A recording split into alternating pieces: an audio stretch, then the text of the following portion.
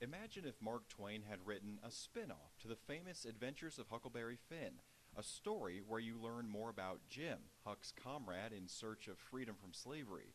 Well, imagine no more. That's exactly what you'll find at Jim's Journey, a part of the Huck Finn Freedom Center.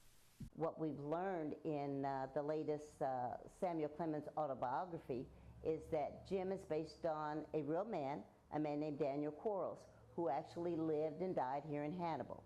Hannibal's first African American History Museum provides a new perspective on Mark Twain's work.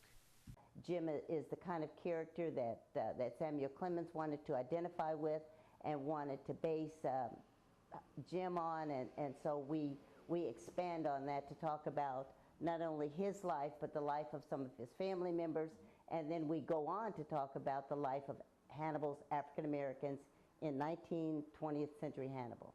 Throughout the museum, you can learn about all aspects of Hannibal's African American heritage, a theme many might not realize is one of the largest parts of Twain's contribution to American literature.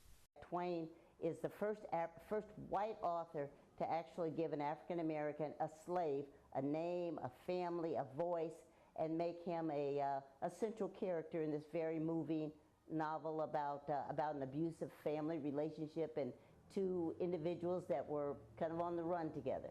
You might say Jim's Journey brings the book to life, but these really bring it to life.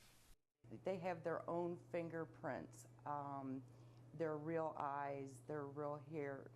It's just extraordinary work on the wax figures. They look so real. These figures are the work of Missouri native Martin Cruson, all on display at the Haunted House on Hill Street Wax Museum, now reopened for business after a major renovation. Once inside, an audio tour introduces you to this cast of characters. It's an interesting story about how Mark Twain brought all these people out of his real life Hannibal to put into his book. But I won't give it all away. See it for yourself. The Wax Museum and Jim's Journey will teach you something that Mark Twain's book never did.